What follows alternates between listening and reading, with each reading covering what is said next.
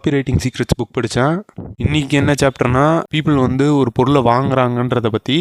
ஒரு மனுஷனுக்கு வந்து அந்த பொருள் தேவைன்னா, ஒன்று அந்த பொருள் வந்து அவனுக்கு பயத்தை போக்கக்கூடிய பொருளாக இருக்கணும், இல்லை அவனோட ஆசையை நிறைவேற்றக்கூடிய பொருளாக இருக்கணும். இது ரெண்டு விஷயம் இருந்தால் மட்டும்தான் அந்த மனுஷன் வந்து அந்த பொருளை வாங்குவான். இது டோட்டலாக வந்து எமோஷனல் பேஸ்டு தான். ஸோ இப்போ வந்து ஒரு ஐஃபோன் வாங்கினா அவனோட சோஷியல் ஸ்டேட்டஸ் வந்து இன்க்ரீஸ் ஆகும்னு நினைக்கிறது வந்து அவனுக்கு ஒரு டிசையர். அவனோட டிசைர் என்ன, ஒரு சோஷியல் ஸ்டேட்டஸ் இன்க்ரீஸ் ஆகணும். அதுக்கோசரம் அவன் ஒரு ஐஃபோன் வாங்குகிறான். எமோஷன் பேஸ் பண்ணி தான் மக்கள் வந்து பொருள் அதிகமாக வாங்குவாங்க. அடுத்தது என்ன புக் படிக்கலான்றத நீங்கள் கமெண்ட்டில் சொல்லுங்கள், நானும் படித்து உங்களுக்கு சம்மரி சொல்கிறேன். அப்புறம் இன்றைக்கி ட்ரேடிங் ஜேர்னியில் ஒரு ட்ரேட் எடுத்தேன், in between Tokyo and London session. அந்த ட்ரேட் வந்து லூசிங் ட்ரேட் ஆயிடுச்சு. அப்புறம் யூஎஸ்டி ஜேபிஒயில் ஒரு பை ட்ரேட் எடுத்தேன், யூரோ யூஎஸ்டியில் ஒரு செல் ட்ரேட் எடுத்தேன். கொஞ்சம் நேரத்துக்கு அப்புறம் எஸ்எல்லை தூக்கி பிரேக் ஈவனில் வச்சிட்டேன்.